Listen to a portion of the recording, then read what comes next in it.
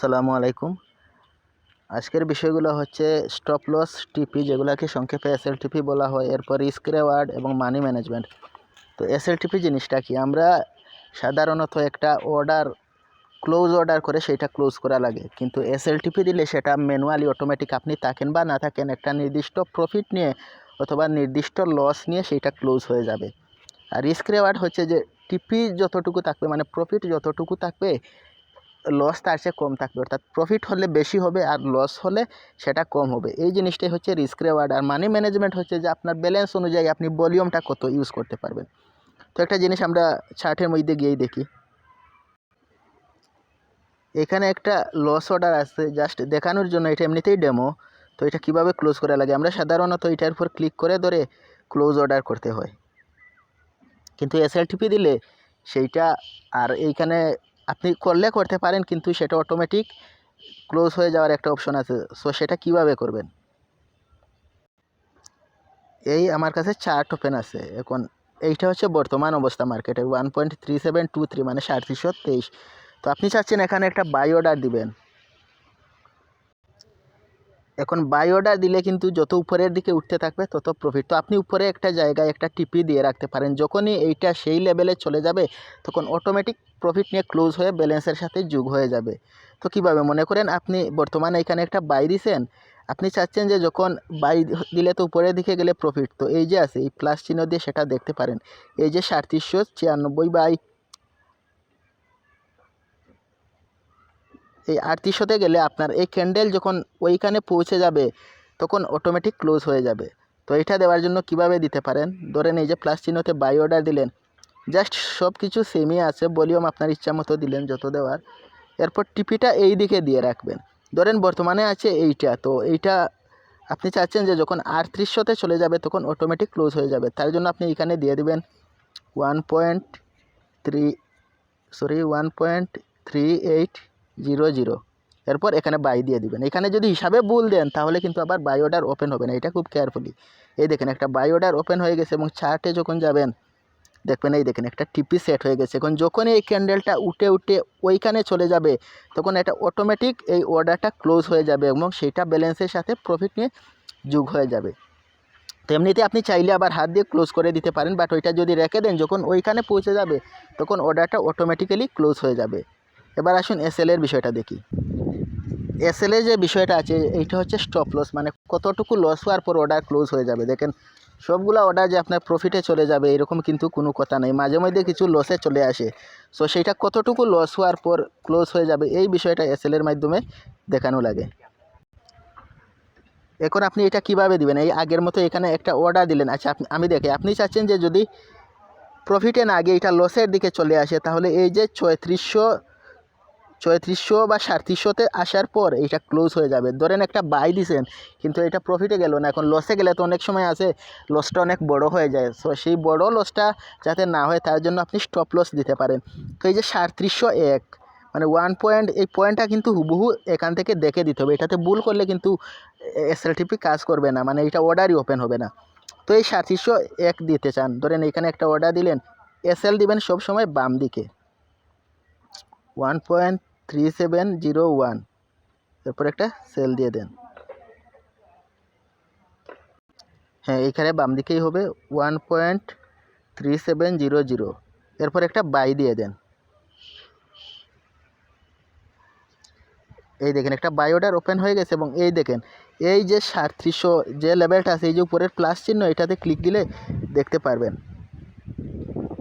এই যে 3700 বা 3701-এর কাছাকাছি একটা এসএল সেট হয়ে গেছে। সো এটাই হচ্ছে এসএল এবং টিপি। যখনই এইটা যদি প্রফিটে না গিয়ে নিচের দিকে আসে, তারপর এই লেভেলে আসার পর কিন্তু আপনার অর্ডারটা অটোমেটিক্যালি ক্লোজ হয়ে যাবে। এখন এইটার হিসাব হচ্ছে পিপসের সাথে, আপনি কত পিপস উপরে দিবেন আর কত পিপস নিচে দিবেন, আর ডলার যে কত ডলার লাভ হবে লস হবে সেইটা মূলত আপনার এই যে একটা ভলিউম আছে এই ভলিউমের সাথে দিবেন। ভলিউম যত বাড়িয়ে দিবেন তত প্রফিট হলেও বেশি হবে, তত লস হলেও বেশি হবে। তো এই জিনিসটা হচ্ছে ভলিউমের সাথে কত ডলার। এসএল টিপি দিয়ে আপনি জাস্ট ডান দিকে দিবেন টিপি আর বাম দিকে এসএল, এই দুইটা জিনিস সেট করে দিবেন। এইটা হচ্ছে বাই অর্ডারের ক্ষেত্রে।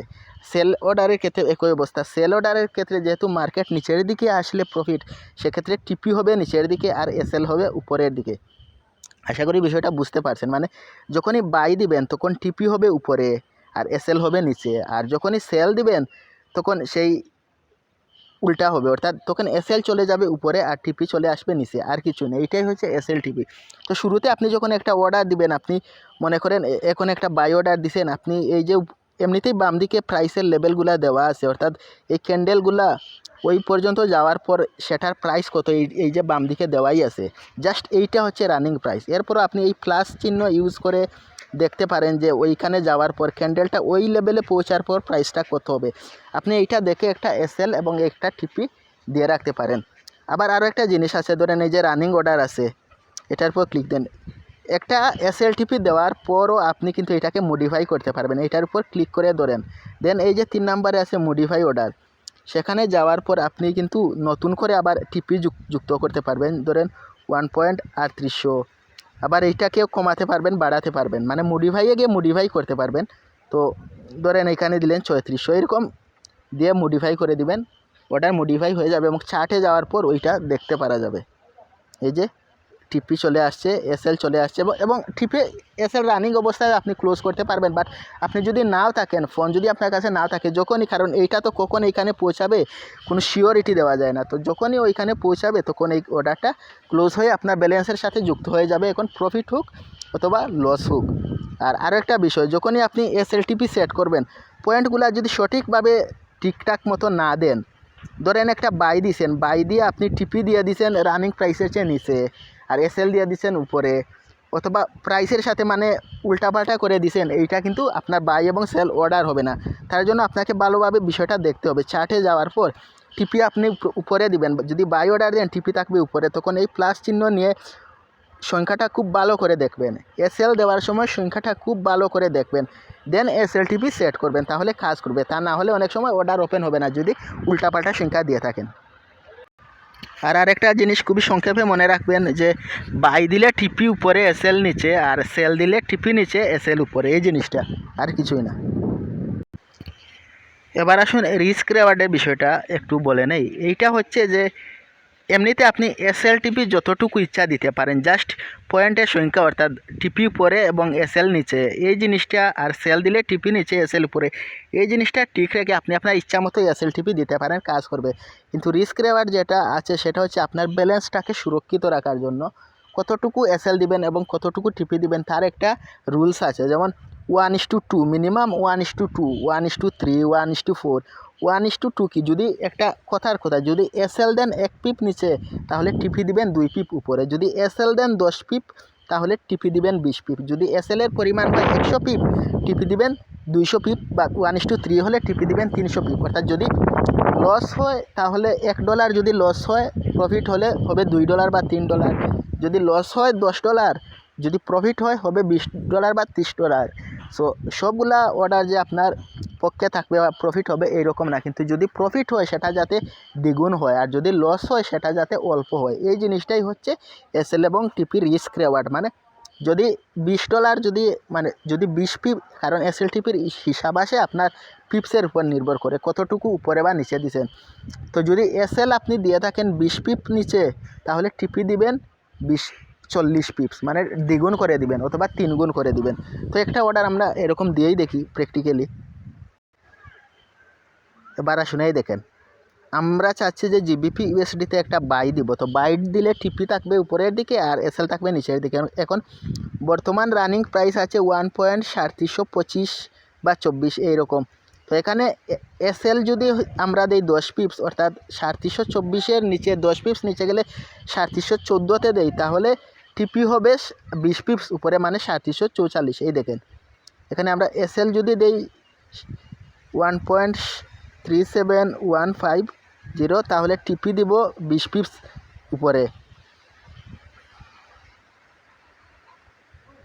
এইটাই হচ্ছে আপনার রিস্ক রেওয়ার্ড। মানে রিস্ক জিনিসটা হচ্ছে আপনার কতটুকু স্টপ লস খাবে, মানে কতটুকু লসে যাবে, কারণ স্বাভাবিকভাবে এখানে কাজ করতে গেলে লাভ এবং লসের একটা বিষয় আছে, কিন্তু সেইটা যাতে আপনার ওভারঅল যে লসটা কাভার করেও আপনি প্রফিটে থাকতে পারেন। অর্থাৎ যদি $10 লস হয় তাহলে লাভ হলে যেন $20 হয়। সো এইরকম এসএলটিপিটা দিবেন। আবার এখন মনে করেন আপনি 100 পিপস দিতে চাচ্ছেন, তো এইটা হচ্ছে বর্তমান রানিং অবস্থায়। তো বর্তমানে আছে 3724।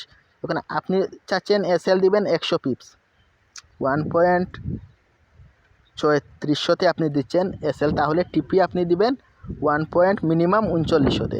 মানে যা এসএল দিবেন তার চেয়ে দ্বিগুণ বা 3 গুণ দূরত্বে আপনার টিপিটা দিয়ে রাখবেন। সো এরকম কিছুটা প্র্যাকটিস করবেন, একসাথেই যে হয়ে যাবে এরকম না। আর এসএল মিনিমাম 5 থেকে 10 পিপস দূরত্বে দিতে হয় মিনিমাম। এরপর আপনি 20 পিপ, 30 পিপস, 40 পিপস এইরকম অবস্থায়ও আপনি এসএল টিপিটা সেট করতে পারেন। আর মানি ম্যানেজমেন্টের যে বিষয়, এইটা আসলে এখন এতটা বুঝবেন না, যখন ভালোভাবে অ্যানালাইসিসটা বুঝবেন। এবং মেনলি মানি ম্যানেজমেন্টটা আসে রিয়েল অ্যাকাউন্টে, কারণ এই দেখেন ডেমো অ্যাকাউন্টে এখানে আনলিমিটেড ব্যালেন্স দেওয়া আছে, এখানে মানি ম্যানেজমেন্টটা খুব একটা কাজ করে না বা ওইটার যে মনোযোগটা ধরে রাখা যায় না। মানি ম্যানেজমেন্ট কি আপনার ব্যালেন্সের উপর নির্ভর করে ভলিউম কত দিবেন, কারণ ভলিউম যে জিনিসটা আছে এইটার উপর নির্ভর করেই আপনার প্রফিট অথবা লস হবে। যদি স্টপ লস খায় তাহলে কিন্তু সেটা আপনার ব্যালেন্স থেকে মাইনাস হয়ে যাবে, কিন্তু ভলিউম যদি কমিয়ে রাখেন স্টপ লস খেলে ওইখানে ডলারের পরিমাণটা কম যাবে। এখন এই জিনিসটা আসলে ব্যালেন্স যত বেশি তত বেশি ভলিউম ইউজ করা যায়। তো এইটা আসলে আস্তে আস্তে আপনি নিজেই বুঝে যাবেন, কারণ একটা ব্যালেন্সের একটা সাপোর্ট থাকা লাগে। আপনি এখানে একটা অর্ডার দিয়েছেন, এইটা যখন মাইনাস হয়ে যাবে তখন কিন্তু ব্যালেন্সের উপর একটা প্রভাব কাজ করে সবসময়। সো এই জিনিসটা আপনি আসলে কিভাবে ধরে রাখবেন, কত ব্যালেন্সে কত ভলিউম দিবেন, এইটা যত কাজ করবেন তত শিখে যাবেন। আর আস্তে আস্তে বিষয়টা যখন অর্ডারগুলো আপনি দিবেন, যখন দেখবেন যে ব্যালেন্স বাড়তেছে কমতেছে, তখন আপনি নিজেও মোটামুটি বুঝতে পারবেন যে কত ব্যালেন্সে কত ভলিউম দেওয়ার আগে। এরপরও সব শেষ দিকে আপনার মানি ম্যানেজমেন্টের উপর কিছু টিপস এবং কিছু রুলস দেওয়া থাকবে যে কত ব্যালেন্সে আপনি ভলিউম কত ইউজ করবেন, এবং নিজের ইচ্ছা মতো অর্ডার কিন্তু দিতে পারবেন না। মানি ম্যানেজমেন্ট ফলো করা মানে নিজের ইচ্ছা মতো অর্ডার দেওয়া যাবে না, ইচ্ছা মতো চাইলেই এখানে ভলিউম ইউজ করা যাবে না, যাতে আপনার ব্যালেন্সের উপর তেমন একটা ক্ষতি না হয়ে যায়। এই জিনিসটা খেয়াল রেখে ট্রেড করার নামই হচ্ছে মানি ম্যানেজমেন্ট। তো মানি ম্যানেজমেন্টের উপর অনেকের অনেক ধরনের আলোচনা আছে। এই জিনিসটা আসলে এখানে কিছুদিন কাজ করার পর এমনিতেই বুঝতে পারা যায় যে কত ব্যালেন্সের সাপোর্ট কত, কারণ দেওয়ার সাথে সাথেই যে প্রফিটে চলে যায় এরকম না, অনেক সময় আছে লস ক্যারি করা লাগে। আর এসএল যদি দেন তাহলে অনেক সময় এসএল হিট করে, তো এসএল যদি হিট করে যায় তাহলে কিন্তু আপনার ব্যালেন্স থেকে সেটা মাইনাস হয়ে যায়। সো সেই হিসাবে আপনার ভলিউমের বিষয়টা একটু কেয়ারফুলি মাথায় রাখা লাগে। আর এসএলটিপি আপনি ইউজ করবেন প্রতিটা অর্ডারের সাথেই চেষ্টা করবেন এসএলটিপি ইউজ করার। এসএল ইউজ না করলে টিপি ইউজ করে দেখবেন, মানে দুইটা ইউজ করা যায়, যে কোনো একটা ইউজ করা যায়, ওইটাকে আবার মডিফাইও করা যায়। তো এই হচ্ছে আপনার এসএলটিপি আর রিস্ক রেওয়ার্ড।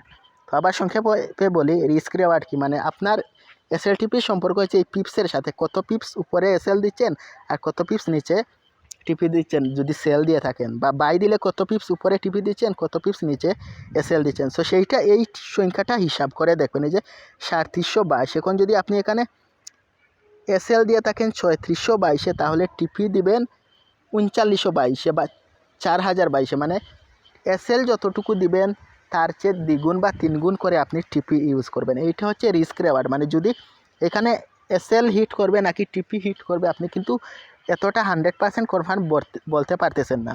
সো আপনি দিয়ে রাখবেন, যদি টিপি হিট করে তাহলে দ্বিগুণ প্রফিট হবে, আর যদি এসএল খায় তাহলে একটা নির্দিষ্ট পরিমাণ এসএল হিট করবে। এই জিনিসটাই হচ্ছে এসএল টিপি এবং রিস্ক রেওয়ার্ড। আশা করি বিষয়টা বুঝতে পারছেন, এবং যত প্র্যাকটিস করবেন তত আরও কনসেপ্টটা ক্লিয়ার হয়ে যাবে।